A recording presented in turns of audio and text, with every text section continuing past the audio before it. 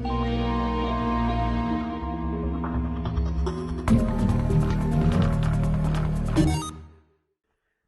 what is going on, everybody? Jerma here. Welcome to Enlighten. It's been a very long time. For those of you that subscribe to this channel because of my first couple episodes of this, I deeply apologize that it's taken this long to get another video of Enlighten up, but it's back, it's here, it's going to be every other Wednesday.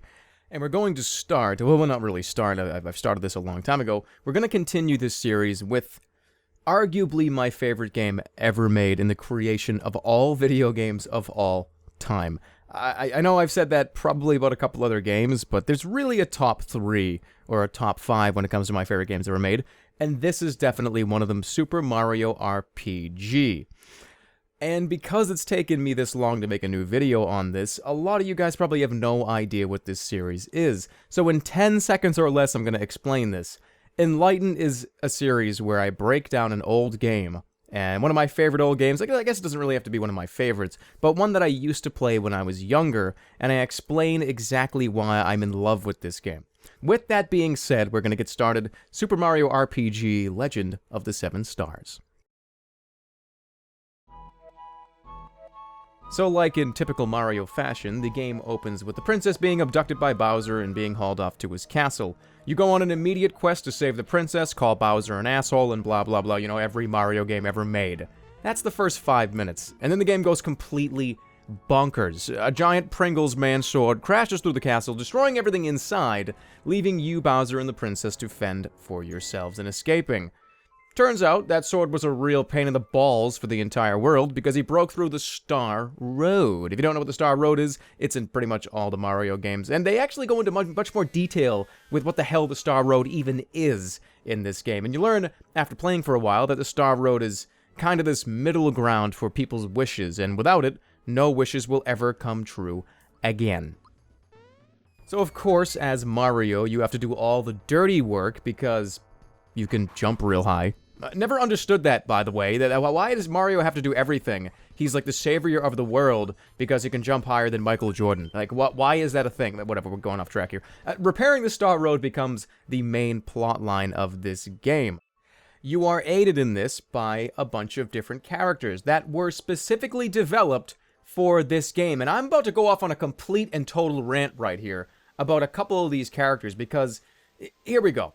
Squaresoft developed this game, correct? Squaresoft are the guys that made the game, they made everything. They created a couple of amazing characters that were never used again in any other Mario game. The main one I'm talking about here is Geno. Geno is your guide of sorts. He's the one that fell from the Star Road. He didn't fall from the Star Road. He's a star that comes down and takes control of a wooden doll's body and has superpowers. He can shoot friggin' laser beams from his arms, he can shoot rockets out of his hands, and bullets out of his elbows. Why would Nintendo not put this guy in a different game? This guy is way more interesting than Yoshi's, like, pink, blue, and orange cousins. Like, who cares about those bastards? Okay, I'm getting pissed. But anyways, Squaresoft owns the rights to these characters, apparently. This guy Geno, the character Mallow, the character Croco, all these amazing, awesome characters that were developed for this game, and they were never seen again. They were lost in hell. Actually, Geno appeared in one other Game Boy Advance game, but I could go off on that for 1,000 years. So anyways, we'll move on from that now. That was a complete rant, completely off topic. Let's go into the gameplay. So the gameplay is like many other RPGs of the time. You take turns selecting moves and abilities, attack the people, and the people die. You get experience, which levels you up, and there are many items and armor pieces throughout the game to improve your character. The game also introduced something called timed hits, and timed hits became something that a lot of other RPGs would later refine to try to make RPGs less boring, because of course they were just back and forth ding, ding, ding, ding, ding for quite a while before this game. And essentially what it was just you selected a move, you did the action, and when you got to a certain part of the animation, you would click the button again, and it would do a stronger attack, or in reverse on defense, it would do stronger defense. You kind of put your hands up, and you block the move they were throwing at you. One more key thing about the gameplay that's really interesting to note, this was the only Mario game in existence that ever allowed the player to control Bowser. Bowser actually joins your party at about the midway point in the game. He's pretty emo throughout the whole game, by the way. He cries a lot. I don't know why he's crying, but Bowser is a playable character, one of the cooler parts of this game, having him in your party. Princess Peach is also a party member as well, so having the three of them lined up in the three-party system is pretty entertaining to say the least. But now we're going to talk about the fun factor of this game and the reason why I am so in love with it, and it's actually a pretty personal story.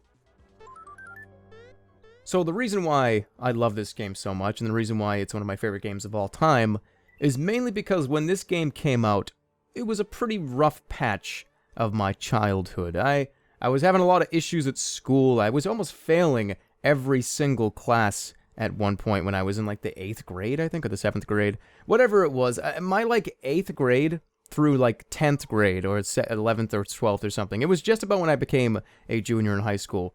I was having a lot of issues in school. I mean, I was little, I would get bullied by people. I wasn't the smartest kid in the class. There was a lot of things depressing me when I was younger.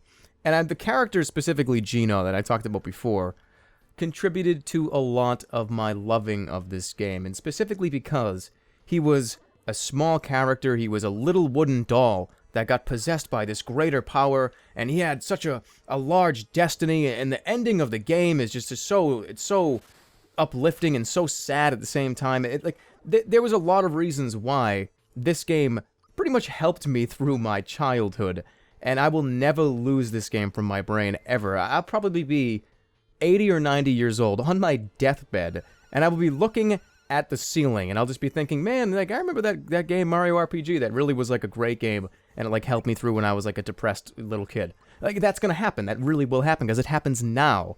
And it brings me to the last point I want to make about games, and especially this one. Everybody has a connection with a certain game. Everybody has a certain feeling they get when they play a certain game, whether it be old or new. And most of them, for me, are going to be pretty old because I'm a lot older. I'm 27 years old, so most of my comfort games, I guess you can put that in quotes, are back when I was 14, 15, 16. And a lot of you guys are at that age right now, and you probably have that game you're playing right now that you will keep in your head forever.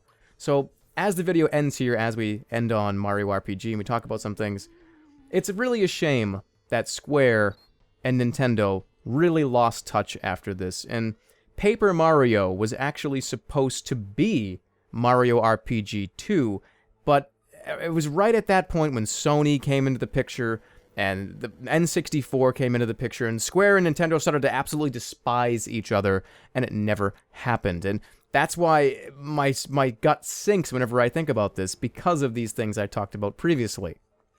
But to wrap the video, to close the video, I do want to say that Mario RPG is a fantastic game. It's one of those games that if you have not experienced it, you have to experience it. You have to play this game by any means necessary if you are a big gamer. It's something that has its place in history, has its place in controversy as well. This is not, peaches and cream type game. There was a lot of problems after the release of this with, like I said, Nintendo and Sony, but it has to be experienced, guys. It is one of the best games I've ever played in my entire life, and hopefully this has enlightened you. You like that little outro? Sick.